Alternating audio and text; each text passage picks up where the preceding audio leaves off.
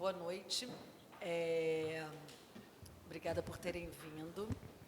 A Flexa, desde o início da sua trajetória, em maio de 2024, realiza sempre conversas públicas ao redor das suas exposições. Essas conversas são gravadas. É um modo da gente, compartilhar, a programação, o programa da galeria.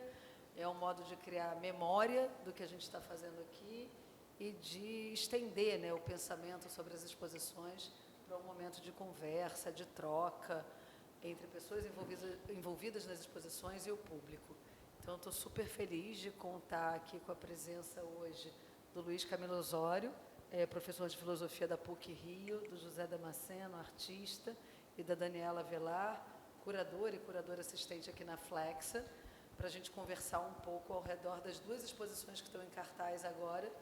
Essa que está no térreo mezanino, chamada Lá e Cá, Deslocamentos Construtivos, com Hélio Tsica, Lígia Pape, José Damasceno e Emanuel Nassar, e outra exposição que ocupa o primeiro andar da galeria, chamada Veios da Terra, Marlene Almeida, Veios da Terra, uma individual, uma exposição da artista paraibana Marlene Almeida, que é uma artista fantástica, que a Dani vai falar um pouco mais, que está hoje com 83 anos e tem uma pesquisa muito bonita dedicada à terra, ao meio ambiente, à ecologia. E, portanto, vou falar um pouquinho da Lá e Cá e depois da Marlene e passo a bola para eles.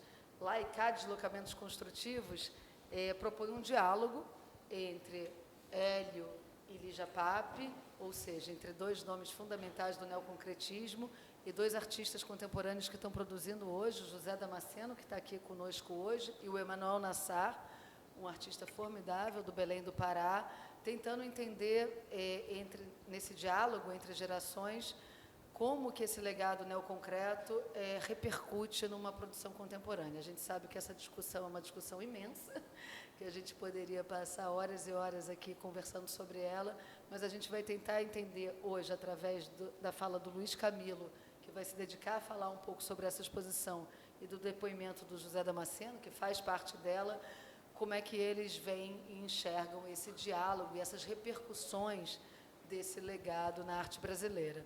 A Daniela Velar, que é a autora do texto que acompanha a mostra da Marlene Almeida, vai se dedicar a falar um pouco justamente sobre a poética dessa artista incrível, que é a Marlene, que teve um lugar de destaque na última Bienal de São Paulo.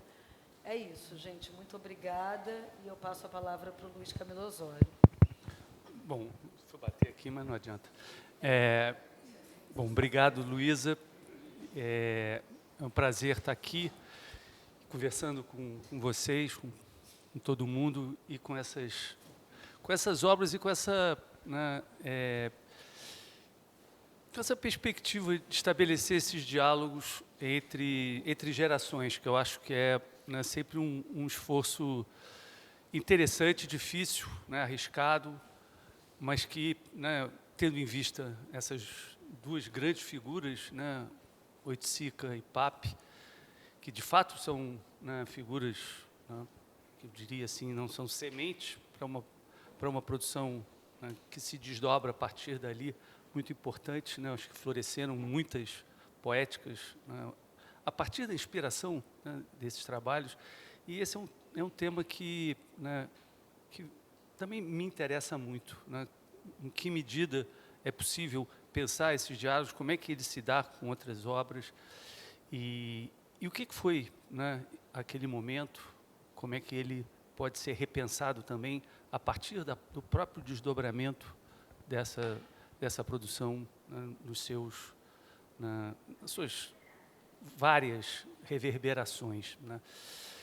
E quando você chamou, eu vim aqui ver a exposição, os trabalhos, e, por exemplo, aquele livro da arquitetura da Lígia Pape, que eu acho um trabalho fascinante dela, de 59, 60, e tenho quase certeza que essa edição que está aí foi para uma exposição que eu fiz na Alemanha, em Berlim, em 2010, que também tentava, junto com um curador amigo alemão, Robert Kujelka, tentava fazer um pouco esse diálogo, né, do neoconcretismo, naquele momento em que ele surge, né, junto com, né, o Burle Marx, né, principalmente o projeto do aterro, e, né, Lúcio Costa e Niemeyer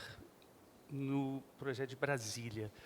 E a nossa ideia em juntar aquele momento com esses dois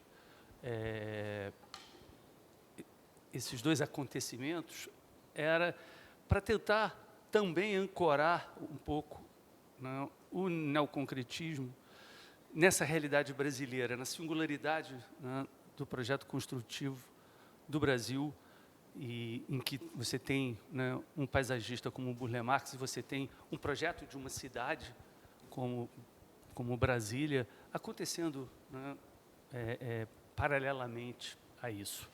E algumas, né, reverberações disso também no contemporâneo. Você estava, Carlão, nessa exposição? Era o Carlão, a Iole, o Valtércio, Carla Galhardi, acho que o Cal Guimarães, talvez, tinha um filme do Cal.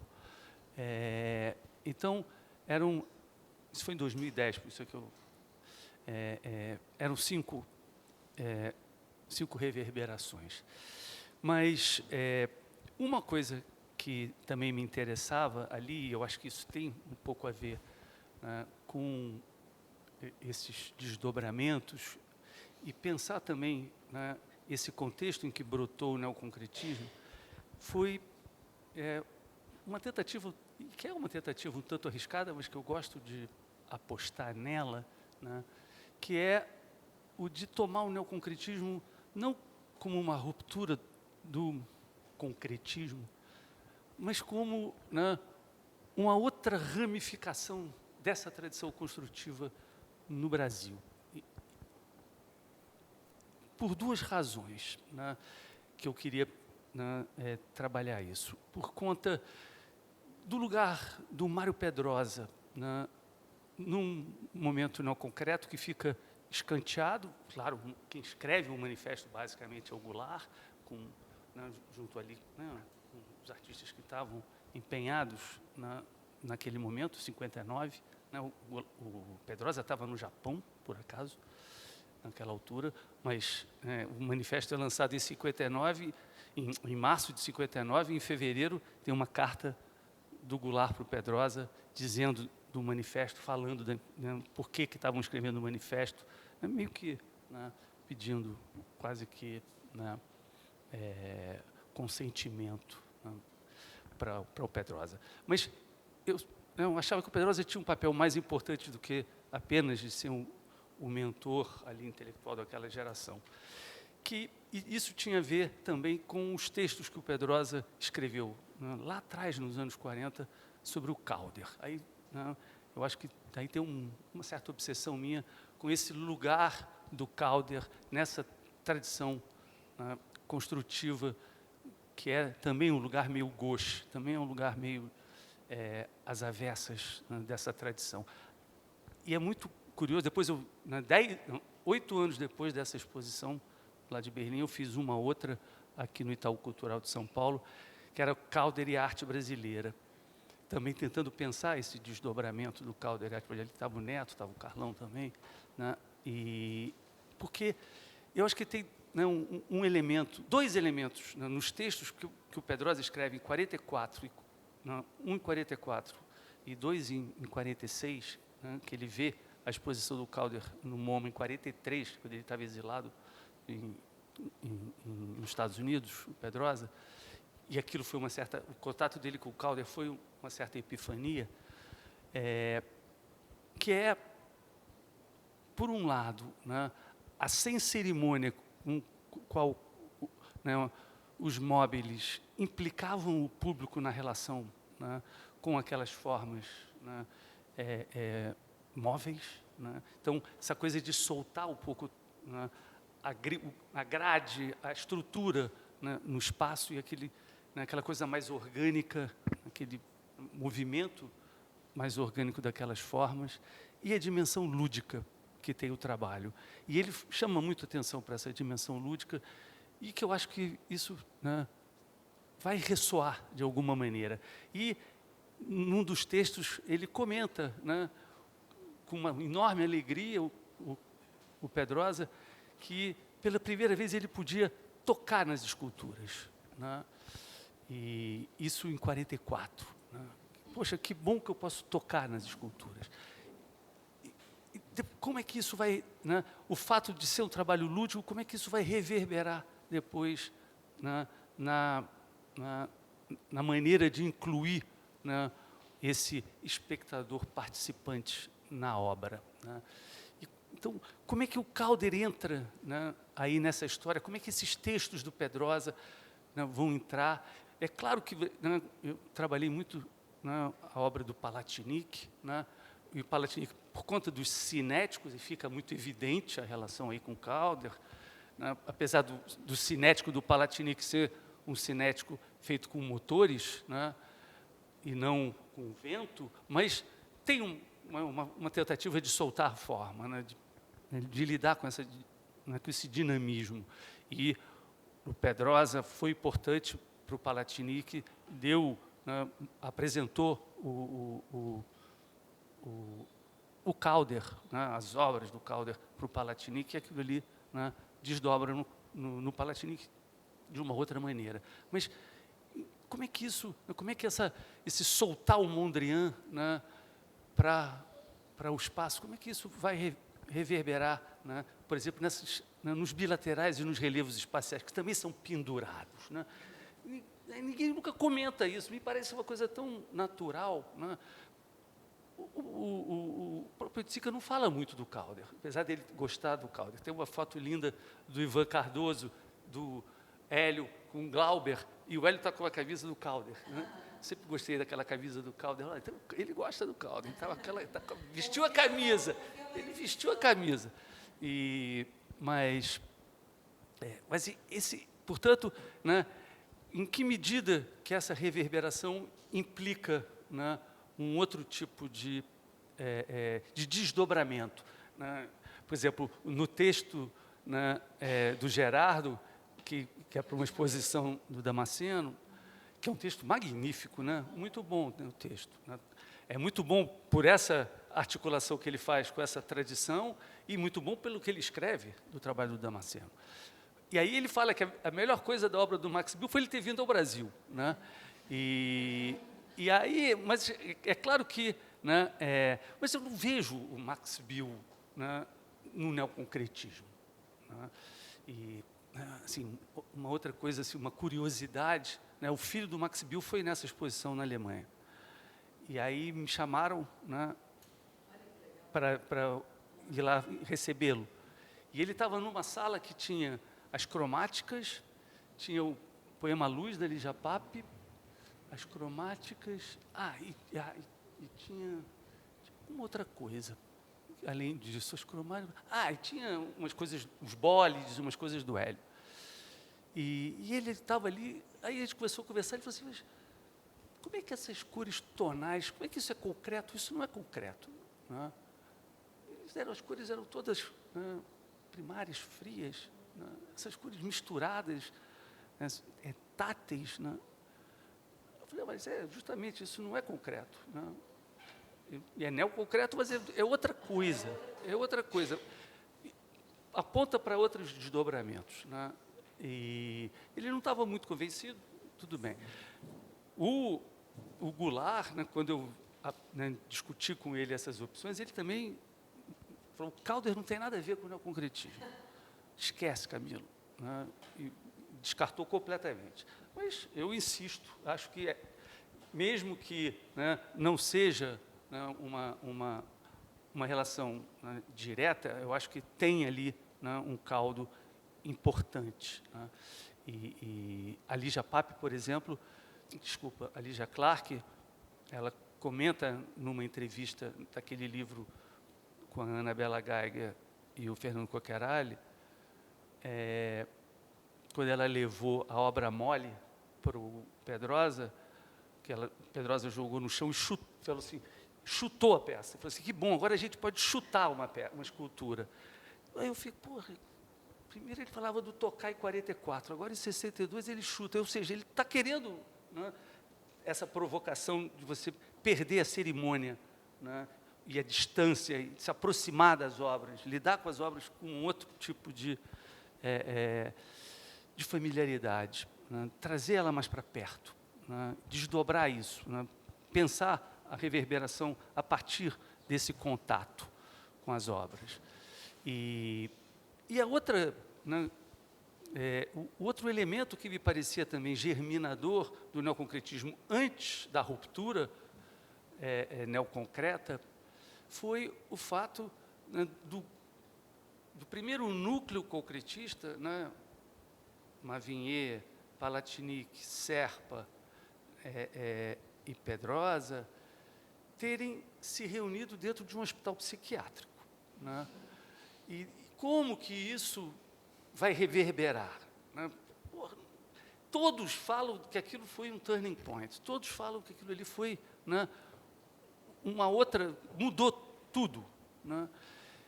E o manifesto fica reivindicando, né, a expressão, a dimensão subjetiva, mas estava isso ali em germe, né? Estava isso colocado. Eles vão para uma coisa ordenada, organizada, racional, porque justamente, né, não dava para competir com aquela liberdade expressiva, né, dos internos naquele workshop, né, Emílio, Rafael, eles tinham, né,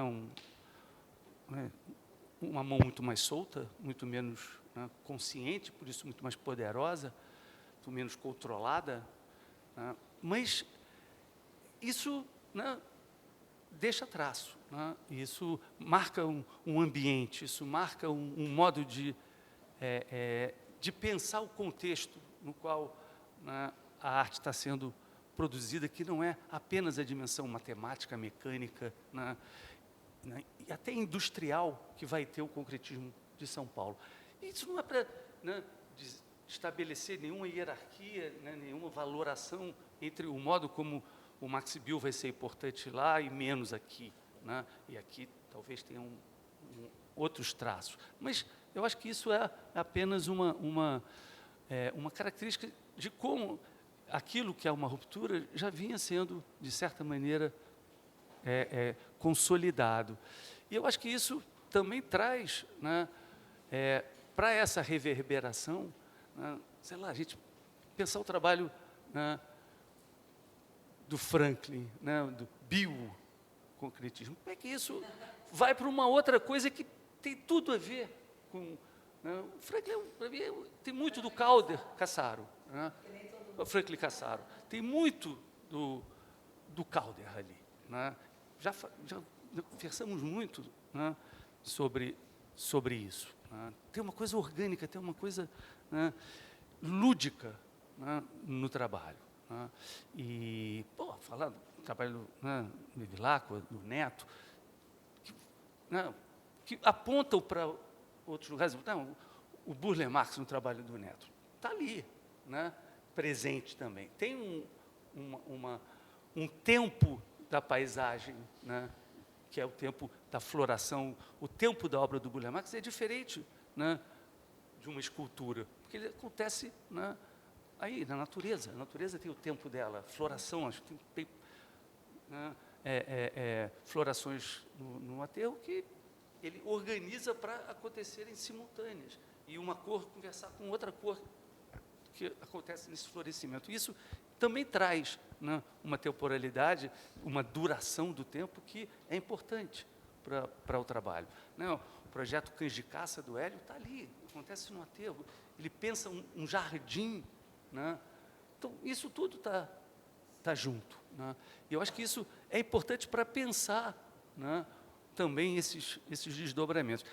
O trabalho do Damasceno tem, claro que tem ali, né, um atravessamento conceitual, mas é um trabalho lúdico, né? Ele está o tempo inteiro jogando, né, é irônico, tem, né, desdobramentos que são muito, muito próprios também desse modo de aproximar através, né, de signos mais né, vernáculos, mas vernáculo como também o Emmanuel Nassar, que brinca também, né, com toda uma arquitetura vernacular, né, do Nordeste brasileiro, toda uma geometrização que acontece, né, nessa arquitetura, nessas estruturas, que são, por um lado, caóticas, mas, por outro, organizados. Né. Então, eu acho que tem, né, uma possibilidade de se pensar para além do que está, de certa maneira, codificado, né, historicamente e intencionalmente naquele manifesto. Né. O manifesto tinha uma intencionalidade, tinha uma briga ali acontecendo. E por isso aquilo veio à baila, por isso aquilo, né, gerou, né, uma reunião de artistas, uma exposição, desdobramento dessa exposição. Né, qual é o timing do neoconcretismo? É de 59 até 62, até o Goulart ir para Brasília, até acabar o suplemento dominical do Jornal do Brasil, que é um outro marco importante para... nessa exposição lá de Berlim, eu estendi, né, botei da linha orgânica da Lígia, que é 54, até o Parangolé, que é 64. Ali muda, em 64 muda. Né?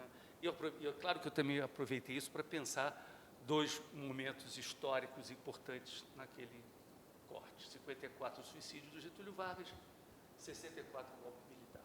Então, ali tem, e coincidentemente, tem a linha orgânica e tem o golpe militar. Mas, né, o Parangolé, ele já desdobra depois, a coisa vai para outra direção. Né? E no caso, né, da PAP, né, no livro da arquitetura, o balé, né, o concreto, ela está também desdobrando, né, sai do espaço e começa a atuar em outros campos. Né? Mas, ao mesmo tempo, né, com uma coerência né, no desdobramento do trabalho, que eu acho que é exemplar e notável. Então, juntei essas referências para mostrar o quanto, né, os diálogos, né, são, né,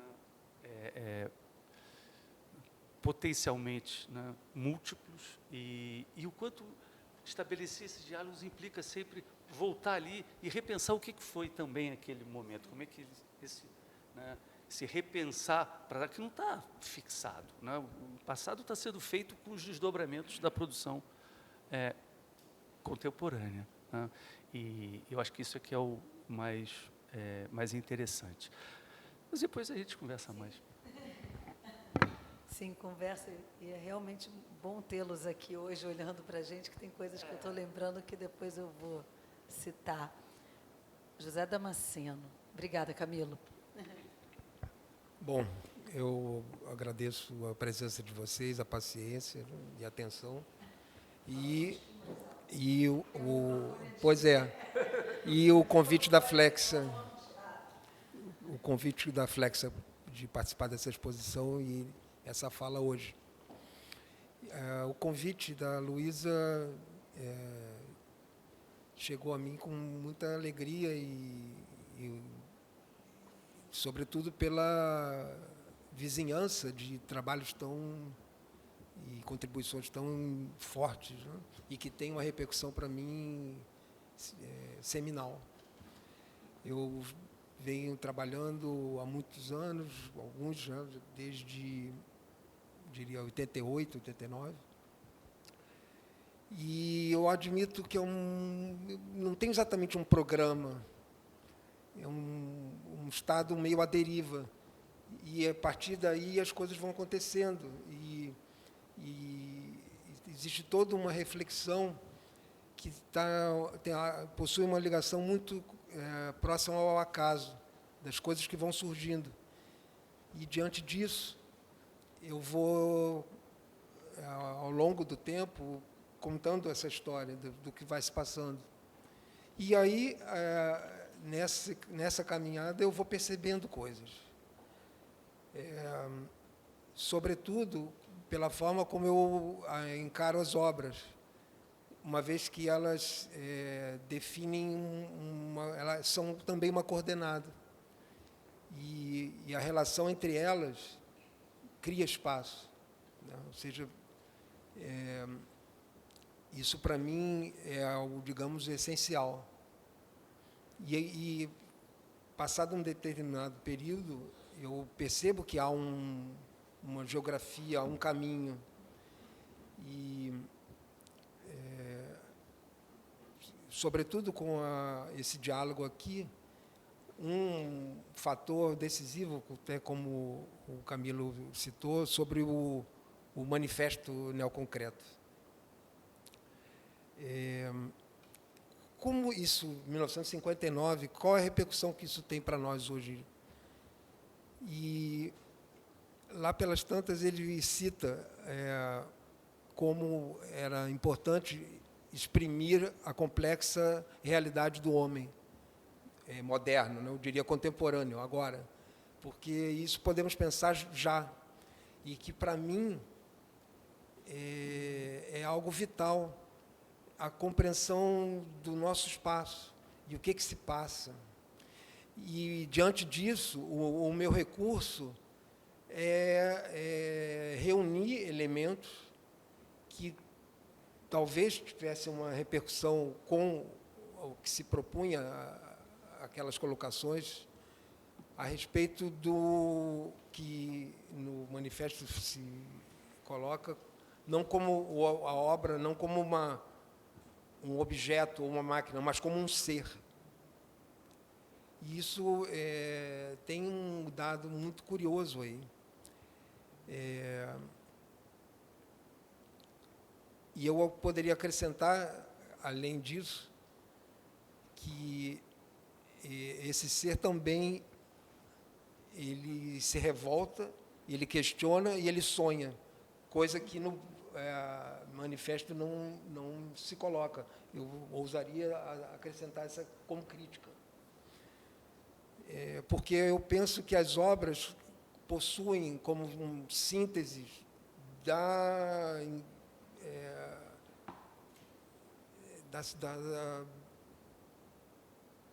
dificuldade de compreensão. Elas são uma tentativa de reunir elementos que possam trazer uma perspectiva. E ela reúne em si essa inquietação. E eu acho que um pouco, talvez, das obras que eu trago possam trazer isso. Bom, são várias coisas. Obrigada, Damasceno. Dani, por favor. Então, eu vou falar de uma exposição que está aqui no primeiro andar, não está aqui, num microfone que grava, mas não sai som. Ou seja, vai ser uma fala. Estejam comigo, porque vai ser uma fala com umas camadas um pouco deliroides, mas depois a gente vai aterrissar. Bem, eu vou falar um pouco da exposição da Marlene Almeida. Eu fiquei pensando hoje no que eu ia falar sobre a Marlene, e aí eu resolvi escutá-la. E aí foi interessante, porque eu fiz uma pesquisa no YouTube, assim, uma pesquisa breve, e aí eu encontrei um vídeo da Marlene que é bem recente, porque é um vídeo que foi produzido no contexto do último Panorama da Arte Brasileira, do qual ela fez parte, né, com curadoria do Germano do Chá. E eu ouvi duas frases hoje que ficaram um pouco comigo e que, de repente, podem ser umas coordenadas aí para a fala que eu vou fazer. Isso, Germano e Tiago, perdão. Essas duas frases são, primeira, abre aspas, antes de tudo, eu sou uma militante, fecha aspas. Abre aspas novamente. Arte não se faz sem ideologia, fecha aspas. E aí eu fiquei pensando, né? Eu acho que nessas duas frases a gente tem dois termos que estão um pouco caros. Termos que hoje em dia fazem a gente pensar por uma série de questões, né? Por uma série de arranjos culturais, políticos, etc., que é a ideia de ativismo e a ideia de ideologia. e o que isso pode ter a ver com arte contemporânea. Junto a isso, eu fiquei pensando que quando se escuta, né, há uma arte que vem de um ativismo e uma arte respaldada na ideologia, ou mesmo essa crença de que não há arte sem ideologia. Talvez haja um pensamento um pouco automático, ao menos para mim existe, não sei se para vocês também, de achar que uma arte que se associa de forma tão explícita e direta a uma ideia de ativismo e ideologia, talvez ela assuma uma estratégia visual, né, formal ou mesmo discursiva, de algo mais ligado a uma arte do corpo, algo mais ligado à ideia de performance. E aí a gente escuta essas frases olhando para Marlene, pensa que é uma produção centrada sobretudo na pintura. Então, de imediato, já algo aí que me chamou a atenção. Junto a isso, eu fiquei, então, deixando essas palavras repetirem na minha cabeça, né? O que será esse ativismo? O que será essa ideologia? E aí eu pensei que seria mais interessante trazer esses dois termos para uma arena, para uma malha mais polissêmica, né? Significa de muitos sentidos, múltiplos sentidos.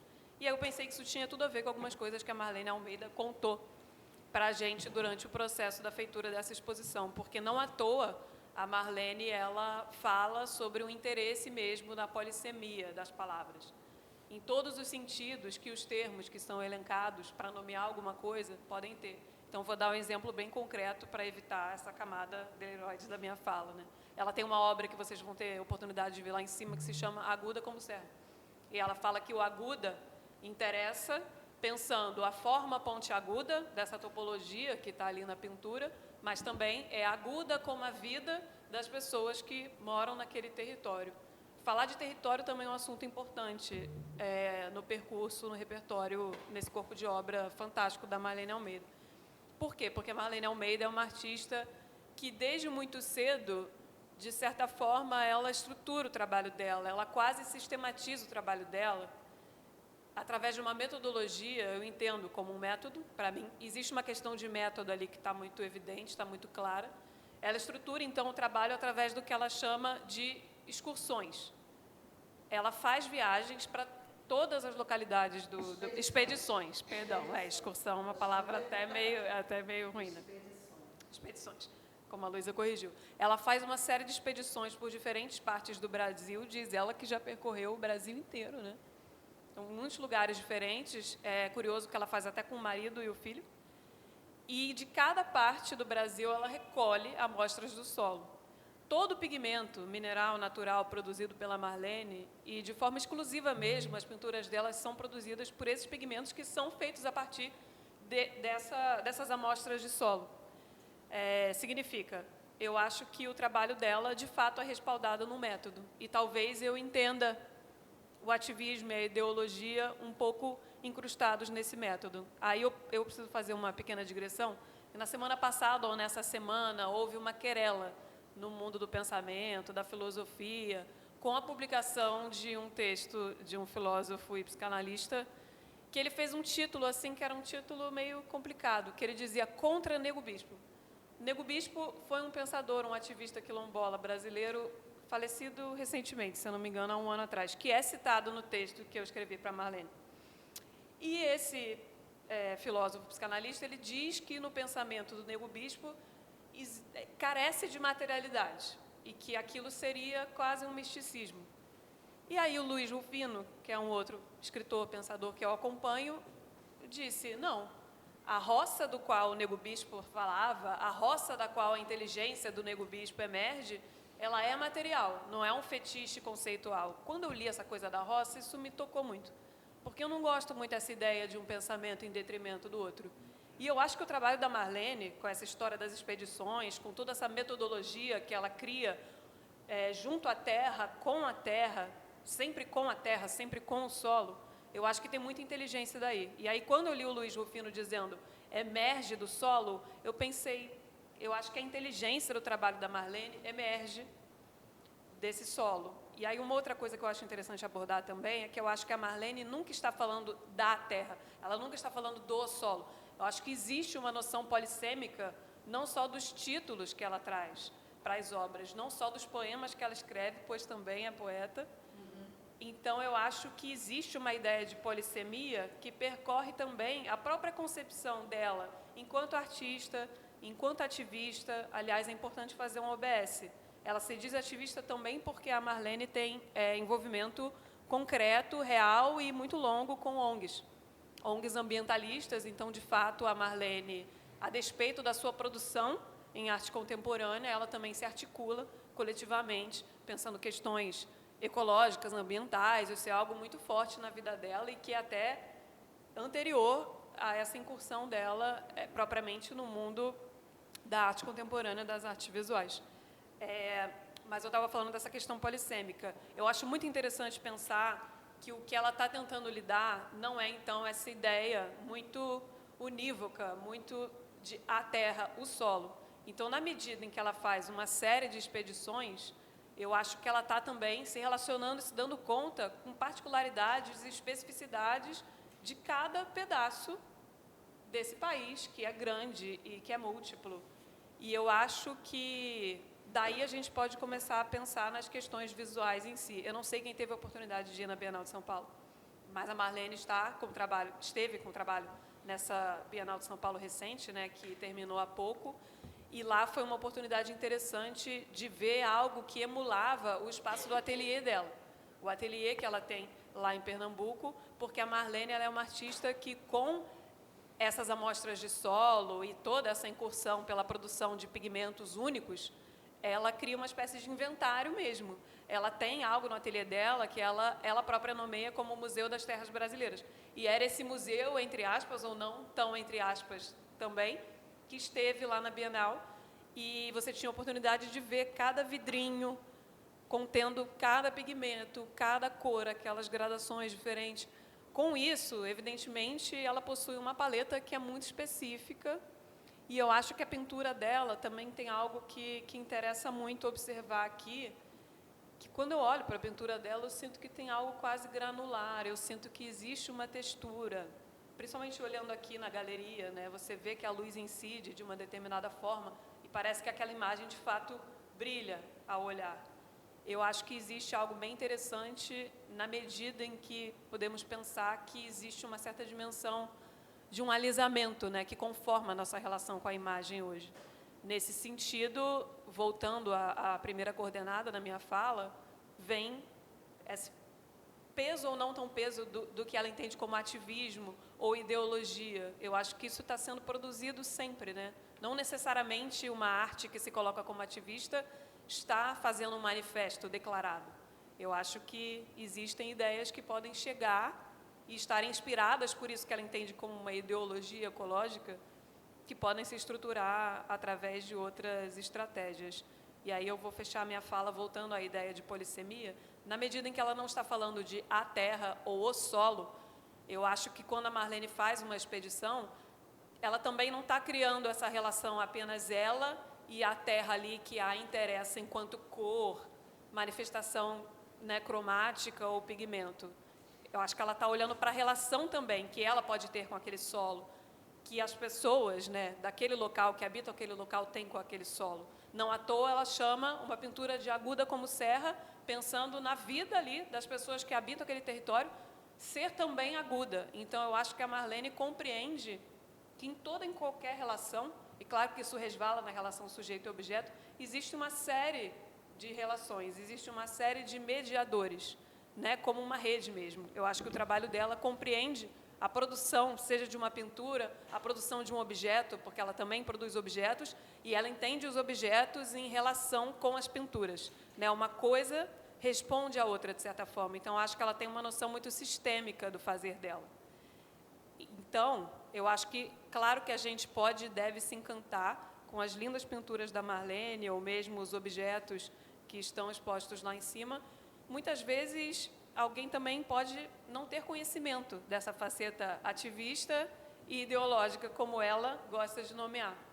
E talvez isso não seja extremamente necessário para receber essa dimensão ecológica do trabalho dela, sobretudo no momento em que eu acho que todo mundo aqui sabe da dimensão do problema ambiental que o mundo atravessa, né? Ainda que cada um em sua vivência, experiência, enfim. Mas eu acho que isso é um fato que está dado.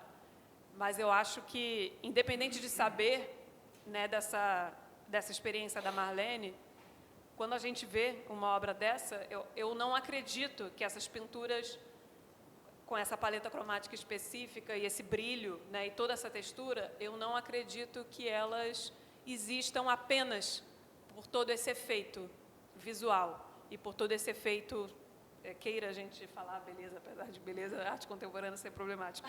Mas, enfim, eu acho que esses mediadores, esse é que é o ponto que eu gostaria de fechar a minha fala, quando eu falei das relações dessas redes, que são tão importantes nas expedições e, portanto, importantes na metodologia elencada pela Marlene Almeida e, portanto, falam, né, sobre toda a feitura dessas obras, a manufatura dessas obras, pode até ser que alguns de nós não saibamos em profundidade da história dessa mulher de 83 anos, mas quando a gente vê uma obra dessa, os mediadores estão ali, ainda que indiretamente. E isso é que eu acho bonito, porque talvez uma arte ativista, como ela quer, não precisa estar manifesto ali certas ideias, mas esses mediadores estão compondo esse último deslocamento que foi feito, porque o primeiro deslocamento é a expedição, o segundo deslocamento é a amostra para o ateliê. Aí tem o deslocamento da amostra sendo vertida em pigmento, tem a feitura da pintura, que já é uma outra coisa,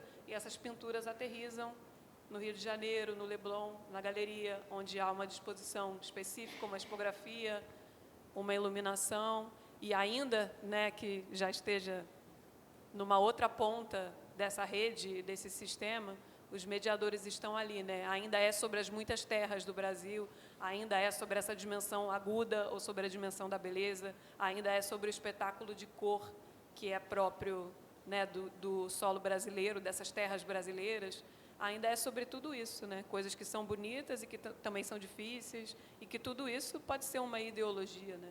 Eu acho que eu acredito em ideologias que não são exatamente partidárias. Eu acho que ideologia pode ser uma utopia, por que não? Talvez sonhar um mundo onde, de fato, a gente possa ter respeito pela terra, que é isso que está faltando no mundo, né? Na arte contemporânea é uma outra história. No mundo está faltando um respeito pela terra, coisa que eu acho que Marlene exerce de modo fundamental, se aproximando e, por fim, colocando a terra como protagonista, mas não como um personagem isolado. Talvez seja essa protagonista que pode assumir diferentes facetas, cores.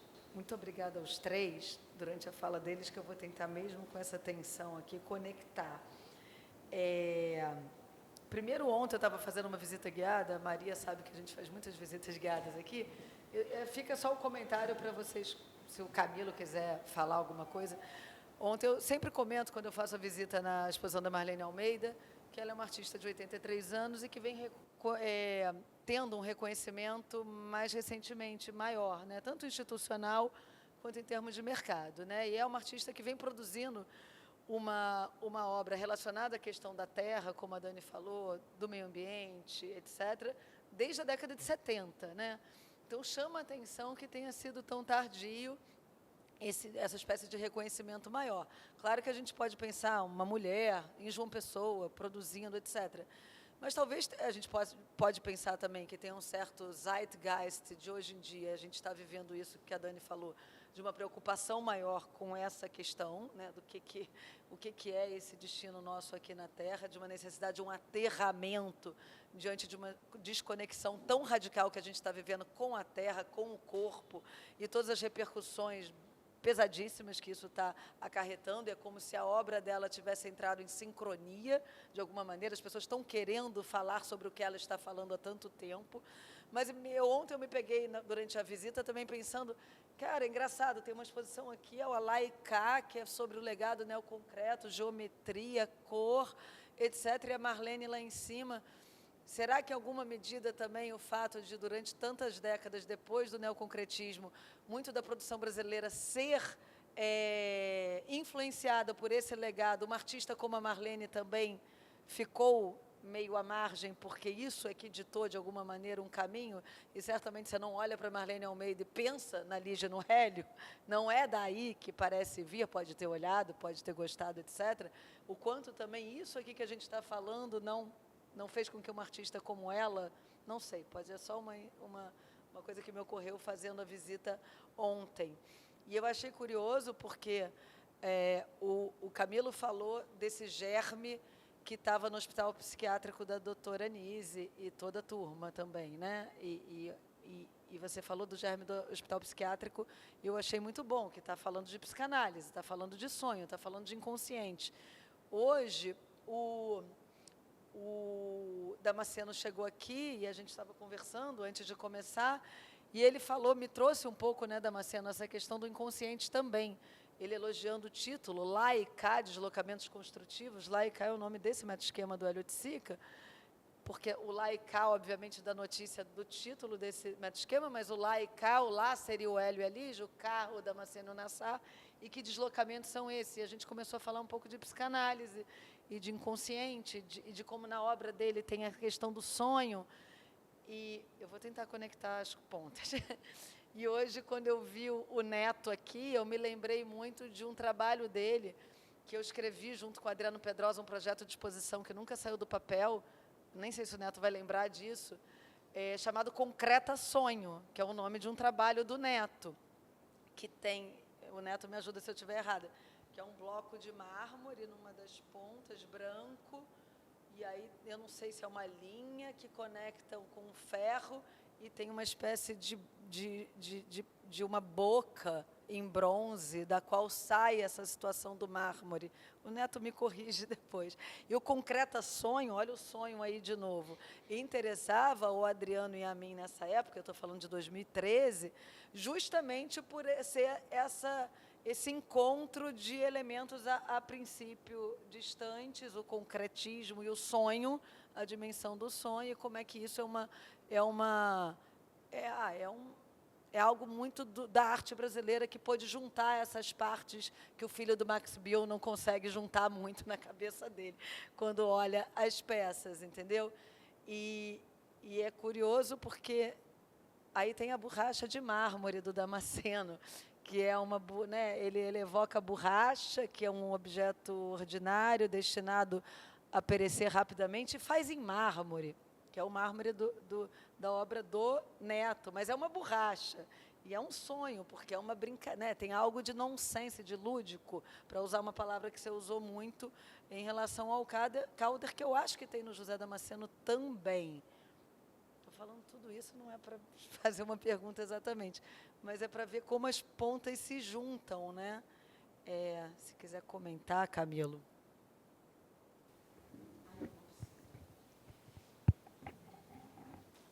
Não, eu acho que tem muita coisa, né? Aí jogada, né?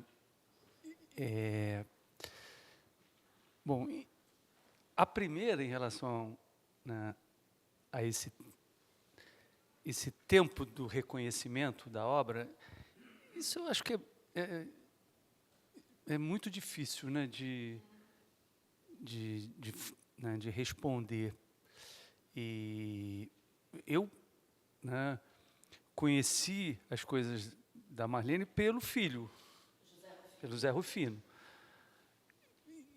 Numa exposição que o Zé Rufino fez há 20 anos atrás, no MAC, das cartas dela como militante, o marido estava preso, enfim, era uma coisa de luta política, né, direta na ditadura. E era uma pessoa que estava ali com esse, né, com esse passado, eu nem sabia que ele era artista, né? E o Rufino tampouco mencionou, mas o Zé Rufino também é um paleontólogo, né? Ninguém sabe que ele é paleontólogo. Ele é artista e paleontólogo. Ela é mãe do Zé Rufino. Ajuda, dá para entender isso. Não é microfone? Não, e eu tive a sorte de ir visitar a Marlene em João Pessoa no processo de realização dessa exposição e saí de lá completamente encantada pela pessoa, pela obra. Visitei o ateliê que ela dá o nome de Museu das Terras Brasileiras, e essas expedições que a Dani citou, ela faz em companhia sempre do José Rufino e do marido, que vem a ser geólogo. Então, tem toda uma expedição em família, quase uma excursão, mas cercada desses dois rapazes sempre, o paleontólogo e o geólogo. Mas, então, eu acho que, né, o trabalho dela foi, né, chegou um determinado momento que apareceu, né, e é evidente que ela, né, ser uma mulher militante, João Pessoa, o mercado ele é muito autocentrado, tem milhões de contingências e agora que apareceu, como é que isso vai também, né, reverberar nessa história, né? E o trabalho dela está aí, acontece tem outros, né, eu acho que outras vertentes da arte brasileira que também não passam, né, por essa hegemônica, vamos chamar assim, construtiva. Eu, por exemplo, né, quando vi lá em cima a exposição, semana passada, essa coisa, né, dos pigmentos, e eu lembrei logo do Vergara, né? Como é que seria esse diálogo com o Vergara, os pigmentos do Vergara, que também faz as expedições, é o artista das expedições, né? E como é que o trabalho dele está pensando esse desdobramento? E foi um grande amigo do Hélio. E passa, né, ao largo da tradição construtiva, né? Então, seriam outros, né, outros diálogos e outros caminhos. E a coisa, né, lá do ateliê, de Gente de Dentro, né, ali, mais do que o sonho, o problema ali é a esquizofrenia, mais profundo, né, mais duro, né, e tem uma amiga que é uma socióloga, a Gláucia Vilas Boas, né, que tem se dedicado muito a pensar, né, um pouco, né, esse momento dos anos 50, e ela tem um texto muito interessante, 40, 50, né, isso foi 47, esse momento principal do encontro lá, que ela fala do ateliê, né, como um espaço de conversão, né. Eu acho bonita essa ideia, daquilo ali ter sido um espaço de conversão de jovens artistas. Tinha a Renina Katz também, né? Renina, Mavinier, Palatinic, Serpa, depois a PAP também andou, né? Mas não, acho que ela não chegou a frequentar. Eram garotos, eram muito jovens, né? E aquilo mudou tudo, né? E o Pedrosa, quando chega para ver, ele já chega quando isso já está mais ou menos consolidado. Ele vê a exposição, né, em 49 e fica também fascinado com aquilo, e que vai ao encontro do que ele está pensando sobre essa dimensão afetiva da forma, né, para além de todo um ideário com o qual ele estava brigando do primeiro modernismo, que ainda pensava o moderno de uma dimensão figurativa, né, da representação, e ele queria deslocar para outro lugar, né? E isso eu acho que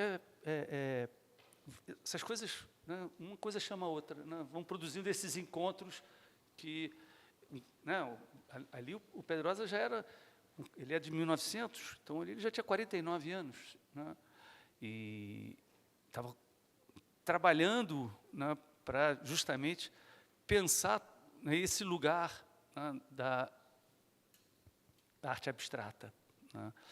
E isso foi, né, foi muito importante, lidar com aqueles artistas, né, alienados, né, que não tinham vínculo com a tradição. Como é que né, como é que a forma comunica, né?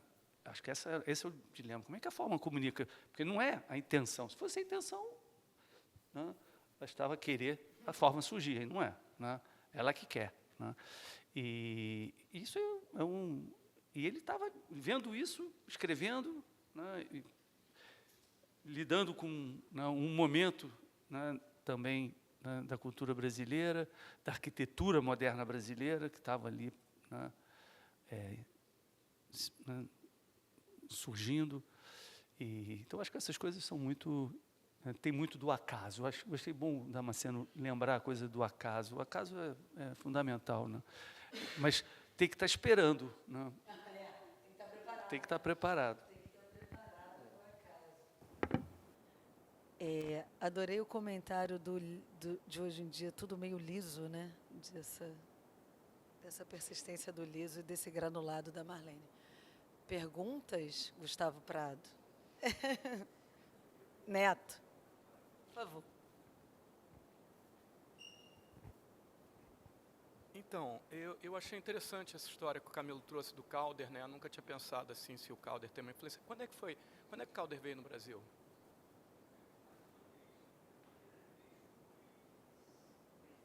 '50. Quer dizer, na mosca ali desse momento, né?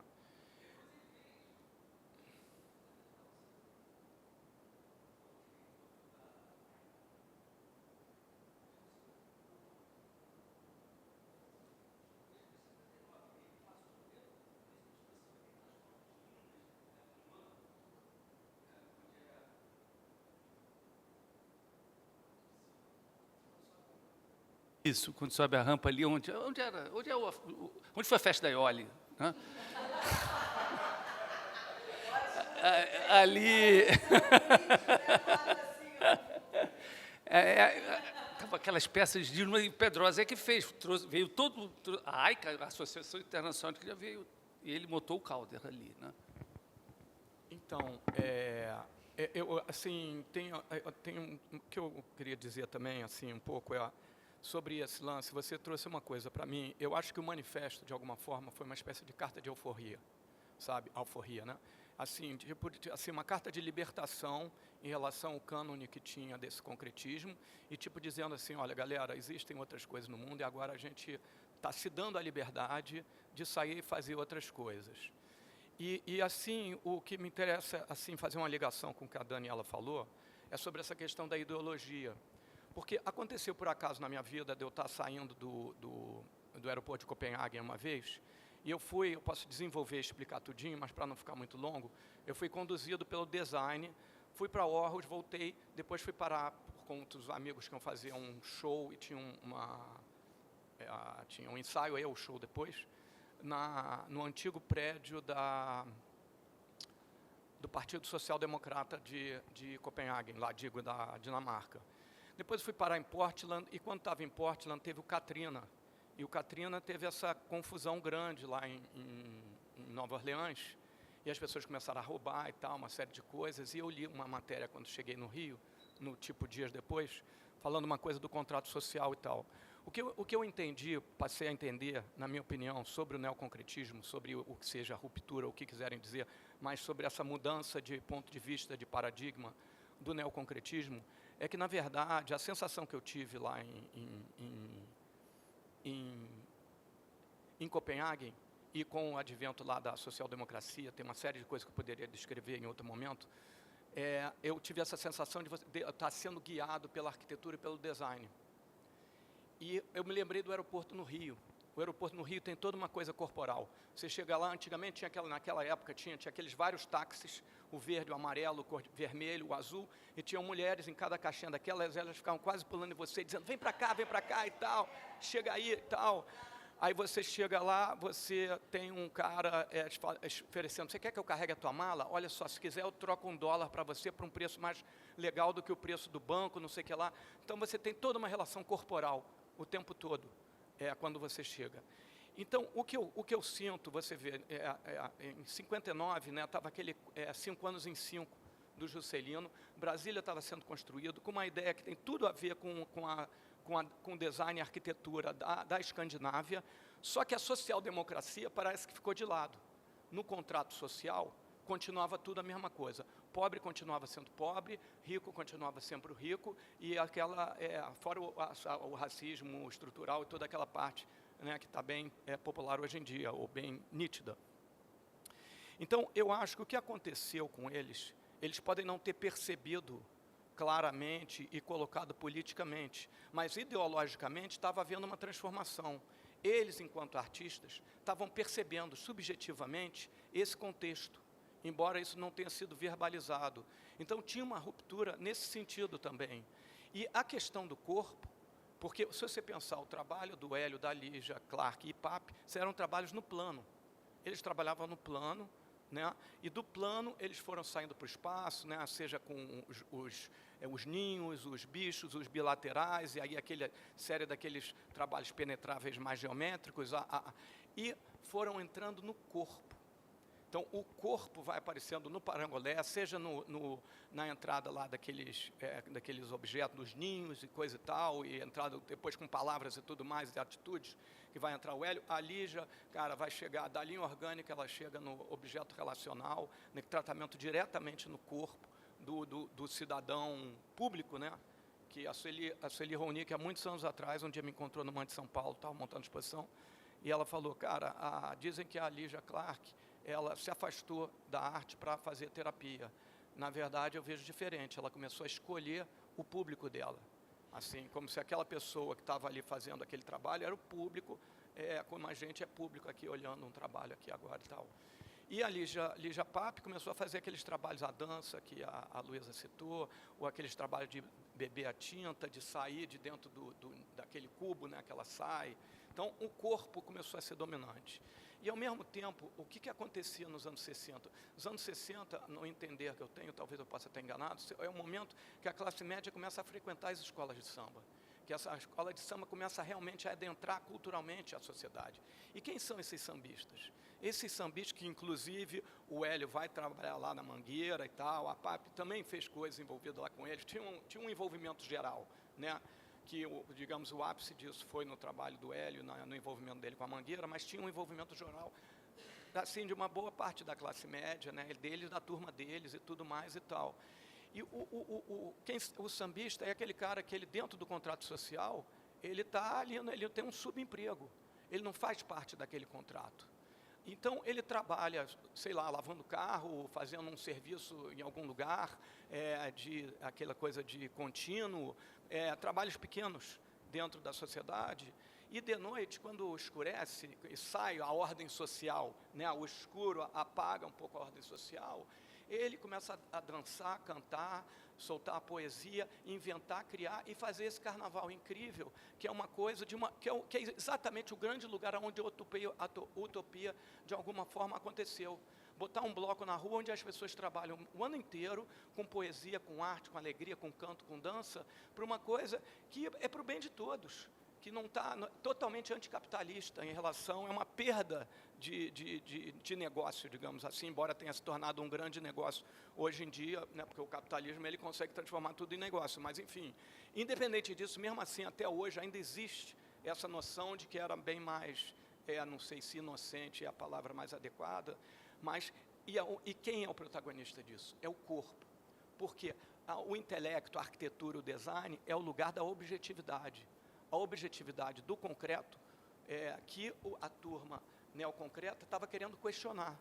E onde o lugar da subjetividade, quando você não tem um contrato social, quando você não tem essa objetividade toda da sociedade, você tem o corpo, você tem o canto, você tem a dança, você tem um sonho, como o Damasceno está trazendo, que ele está evocando e querendo colocar isso também, como se fosse um passo além dentro dessa, ou um passo surrealista dentro dessa ruptura, ou seja lá o nome que for,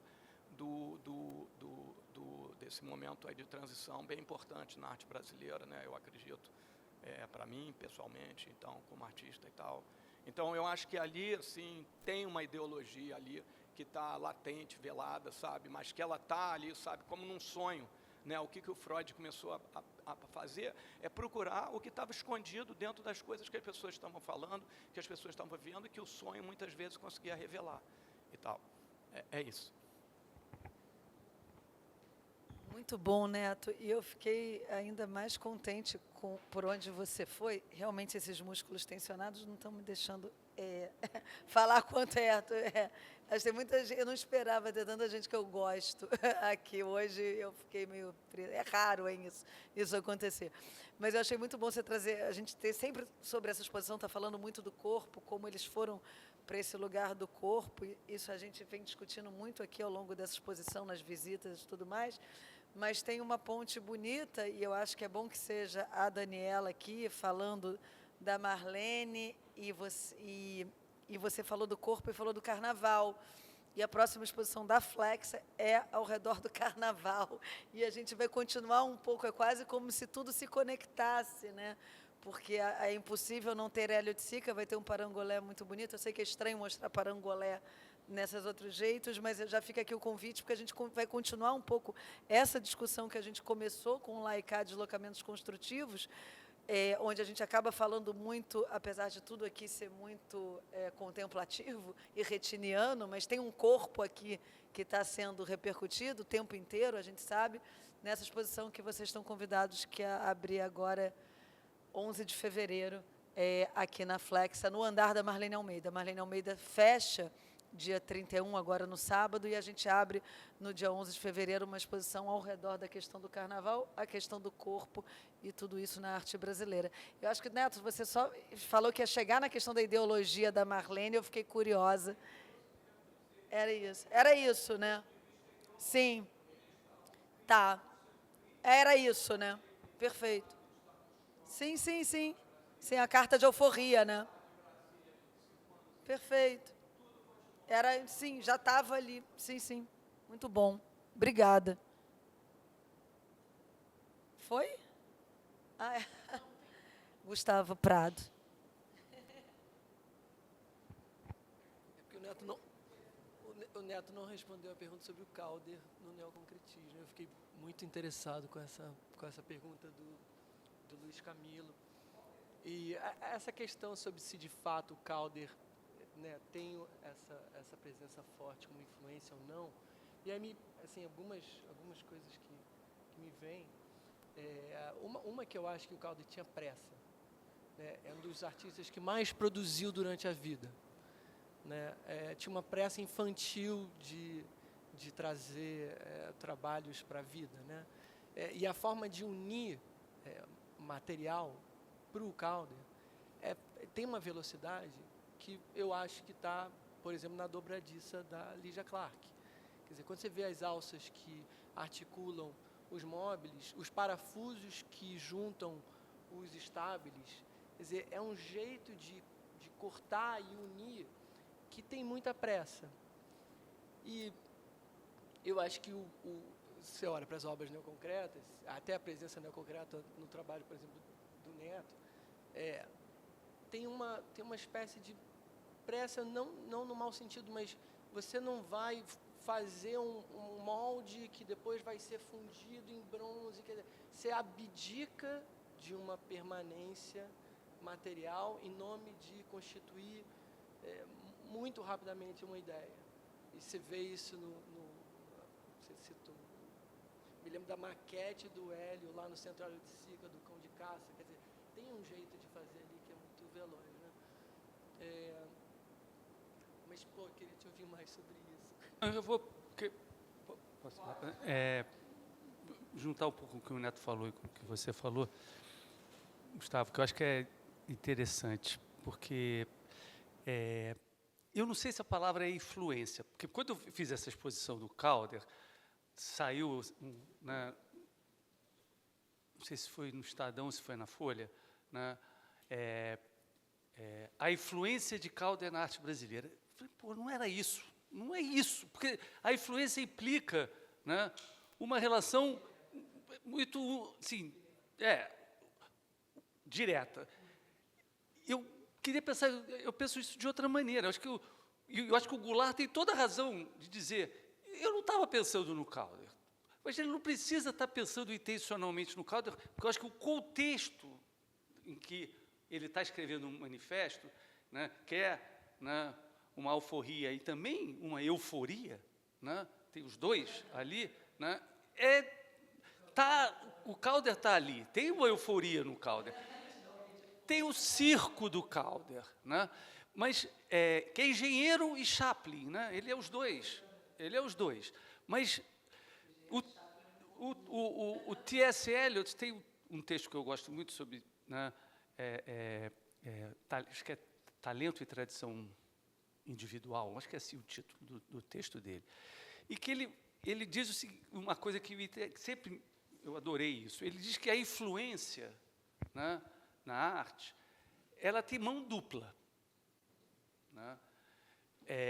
Ou seja, né, você tem a influência, né, por exemplo, do Cézanne no cubismo, que aí uma influência, os caras foram estudar o Cézanne, né, decupar o Cézanne e também lá pegar o trocadeiro e ver as máscaras africanas, e inventam, né, aquele espaço ali, né, que desloca tudo, que expulsa a representação, né, ela pula, né, para fora.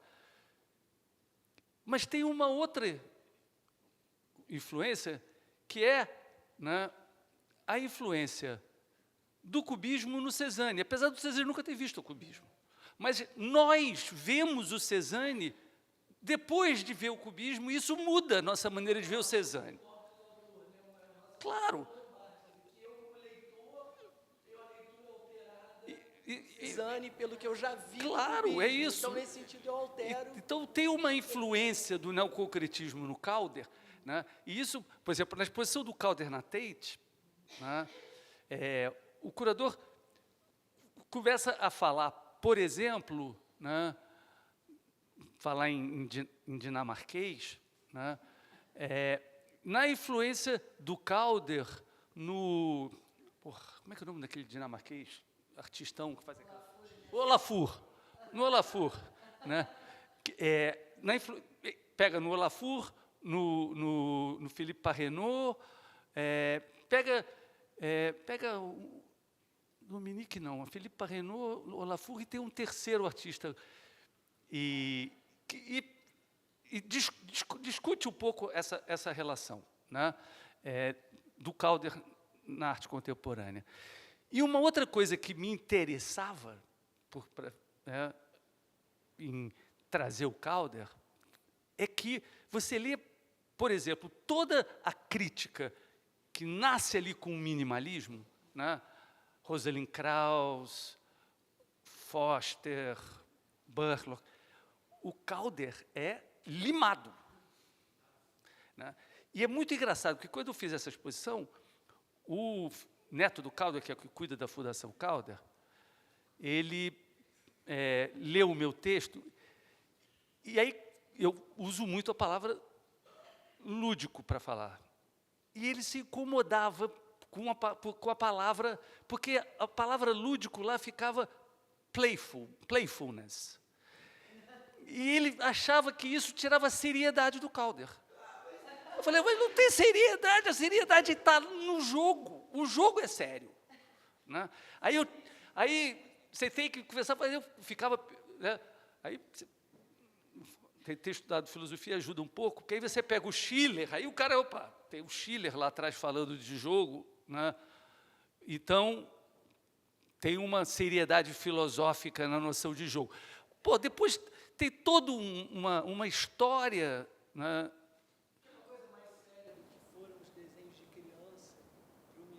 Para todo mundo, para todo mundo. Da coleção de desenhos de criança que eles tinham em casa, claro, que eles viam por conta da liberdade. O jogo é a liberdade, né? E isso, ele depois, ele queria que... Mas por quê? Porque a serialidade... Né, eu gosto muito, né, principalmente, né, dos pós-minimalistas, mas também gosto de muitas coisas dos minimalistas. Mas é uma outra maneira, é um mundo muito mais duro, né, é mais concreto. Né, a serialidade é uma outra lógica que não está no neoconcreto. Né, mas tem pontos, né, às vezes, ali de atravessamento de um com o outro, tem, né, mas pensam de outra maneira, porque tem outro corpo, aí é que entra a coisa do corpo. Abdicasse do afeto. E o neoconcretismo não. E tem uma coisa muito bonita que o Damasceno falou, e foi muito bonito ele ter sublinhado isso no manifesto, que é essa distinção sobre o ser, né? E aí, que não são mais objetos, são seres, né? E tem essa coisa que você falou sobre alterar o outro, né? Um artista que altera o outro. E a ideia do Lacan não de sujeito e objeto, mas sujeito e sujeito de representação, ou seja, a coisa ela espelha para você o desejo que você projeta sobre ela. E aí me vem uma cena, cara, quando o Damasceno estava falando, de um filme do Scorsese, que ele fez agora com o Leonardo DiCaprio, e o Zerbin está aqui, e o Neto também, e são muito tocados, a gente está falando sobre coisa da ideologia e tal, sobre arte indígena. E a primeira cena do filme, né, a arte contemporânea, que tem o cachimbo como um símbolo tão forte da manobra conceitual que ela quer realizar, né? E a primeira cena do filme é o sujeito se despedindo e enterrando o cachimbo dele, como alguém que se despede e enterra um amigo. Então, a ideia de que as coisas são seres, né, seres no sentido mais pleno, que são alteradas pelo afeto, são alteradas pelo desejo, já estava em outras formas de pensar que não só a forma da arte contemporânea. Isso não é uma descoberta da arte contemporânea. Mas isso me iluminou um aspecto grande do trabalho do Damasceno, que eu acho que conta com esse afeto, com essa disponibilidade de juntar coisas com a memória, que é um pouco da tarefa do escultor, né? Está dizendo, bom, esse pedaço de mármore é um joelho, porra. Acredita que é um joelho.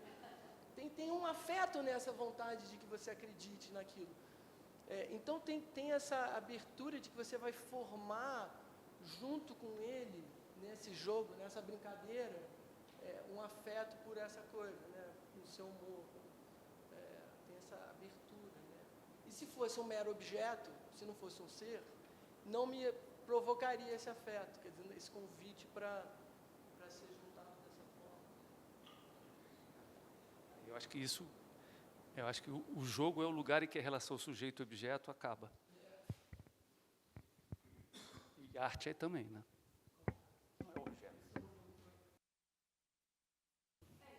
A gente até encontrou pontos de contato improváveis. Estava pensando nas coisas da Marlene agora. Eu também, porque eu acho que quando o Neto traz o corpo, eu acho que é isso que anima. Para mim, o que ficou é isso, né? É isso que anima. E aí, o meu ato falho de ter falado excursão, foi isso que eu falei? Excursão e não inspecção. É justamente o que não é, porque a excursão é aquela viagem programada. Nada contra, às vezes eu até gosto. Mas sabe o pacote? E com o pacote é muito fácil você ir e voltar, mas você volta o mesmo. E é isso que não acontece com a Marlene. Marlene fala muito para a gente de nomes, de cores específicas, de solos específicos. Dando um exemplo concreto, tem um verde que está numa pintura lá em cima que ela chama de verdete. Trazendo, então, não só uma experiência situada, com essa paleta cromática, eu gosto de chamar assim, de Minas Gerais, mas também trazendo a dimensão simbólica, né? O afeto foi citado. Um verde que é verdete, qual que é o acontecimento dessa cor, né? O que é verdete? O que verdete está produzindo? Então, acho que tem essa dimensão do modo como se nomeia, ela que gosta tanto, né, de nome, termo, palavra, e dessa disputa polissêmica permanente da linguagem.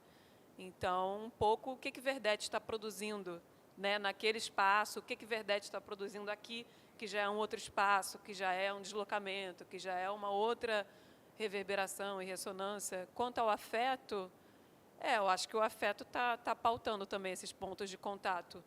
Mas eu também fico pensando, talvez para além do afeto, mas pensando uma dimensão mesmo de uma energia. E eu acho que só é possível também essa relação que ela cria, seja com as terras brasileiras, né, ou com o solo, só é possível na medida em que ela pensa isso também como corpo.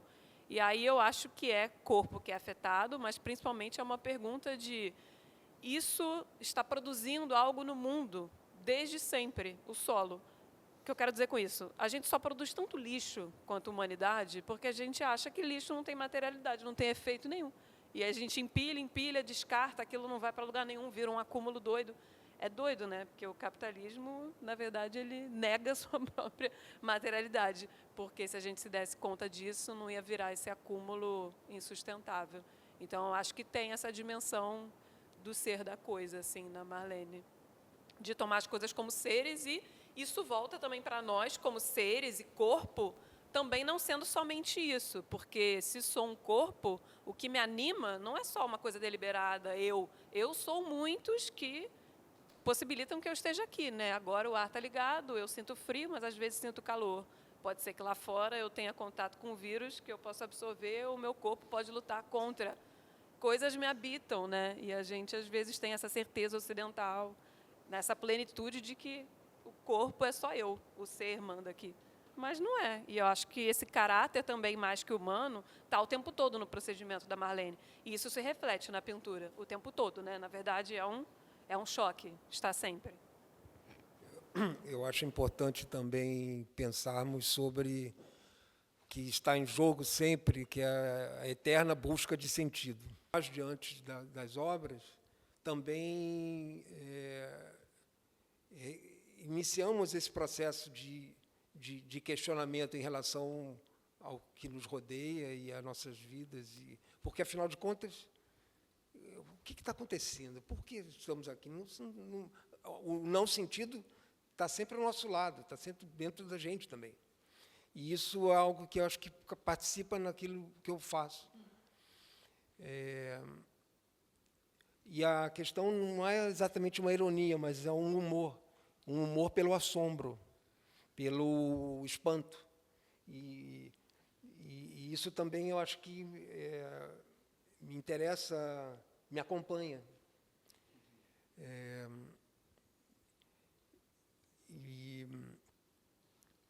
E sabe, que dia é hoje?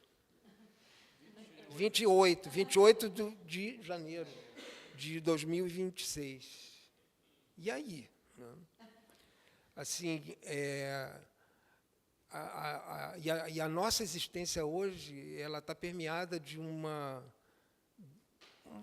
desarticulação generalizada do ponto de vista do pensamento e da reflexão e do diálogo, que isso também eu estou todo o tempo pensando a respeito. Embora eu tenha um temperamento mais isolado, talvez, não sei.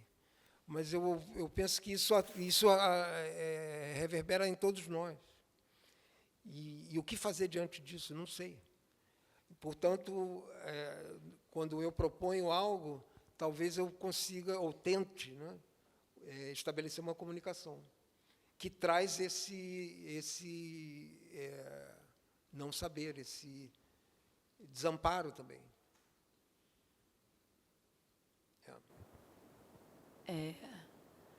Vou começar por você, só para deixar registrado aqui.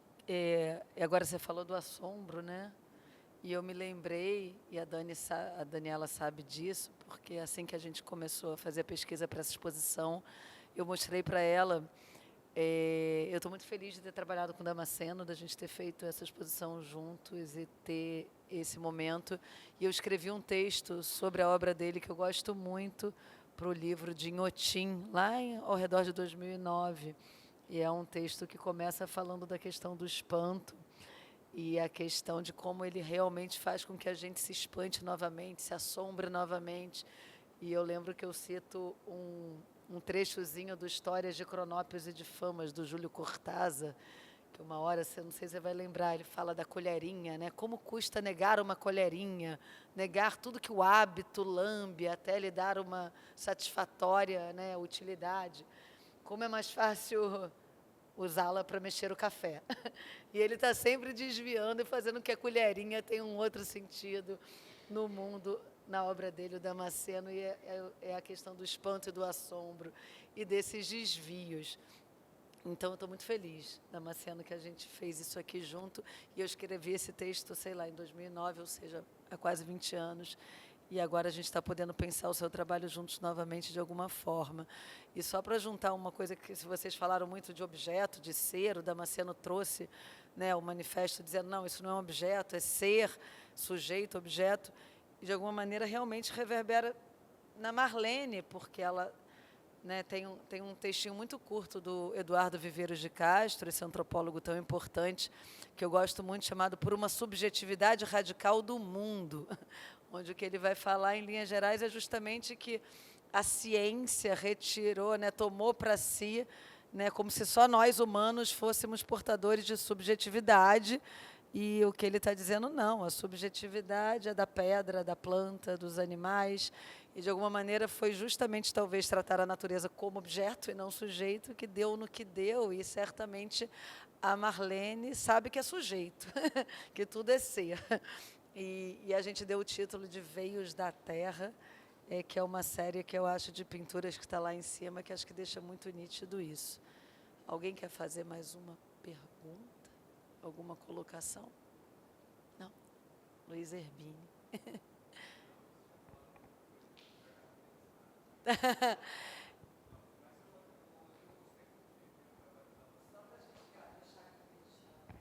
Não, de verdade foram muitos assuntos, então acho que não tem muita coisa para falar. Mas eu gostei muito de ver o Damasceno na exposição com esses artistas maravilhosos que estão aqui.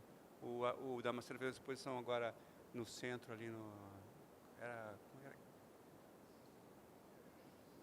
Centro da Justiça Federal, mas ele está numa galeria, né, nessa situação aqui muito, muito legal. Gostei muito do que o Damasceno falou e fiquei surpreso de você considerar que o acaso existe, né? Você falou do acaso, depois você explicou o porquê, mas é que o acaso, nem todo mundo acredita no acaso, né? O acaso talvez não exista, né? E isso é uma explicação para tudo isso que você já explicou, que você não precisa explicar de novo. E no caso da Marlene, eu vi a exposição dela na Bienal de São Paulo e achei assim, muito maravilhosa. Eu não conhecia o trabalho dela, tomei um susto principalmente com o ateliê, como você falou. Eu não sabia se era um trabalho ou o que era aquilo. E achei incrível que ela seja mãe do Zé Rufino, que o Zé Rufino também é geólogo, né? E eu achei que tudo tem muita conexão, cara, muitas conexões. Do trabalho do Hélio mesmo, com a da Marlene, né? Se você for pensar na Terra ou a maneira como ele enxerga a cor no Hélio é muito matéria, né? E nos bólidos tem muita terra, não é tão... Assim, olhando, visualmente parece distante, mas no fundo ainda mais quando se traz as viagens dela, onde ela encontra o material que ela produz os trabalhos, faz tudo muito sentido. E ao mesmo tempo você falou de tantas coisas muito distantes, parecem muito distantes, né? Mas dá para pensar muita coisa. A gente pode se encontrar amanhã, talvez. No manifesto, eu me surpreendi com inúmeras vezes o termo transcender é citado em relação às obras. E que existe algo que vai para além delas ali no contato. E isso me toca no sentido das obras serem um índice de um mundo que também é para além dela. E talvez ligado até com o que o Zerbini falou. Enfim, é isso. É isso? Aconteceu aquilo que eu falei no início de por que eu faço essas conversas. É porque acho que é uma oportunidade de expandir realmente, né? A exposição está aqui dada, mas uma troca como essa realmente te leva a pensar e ver aquilo que eu já estou vendo há tanto tempo de um outro jeito. É muito rico. Eu agradeço muito ao Camilo, ao Damasceno, à Daniela.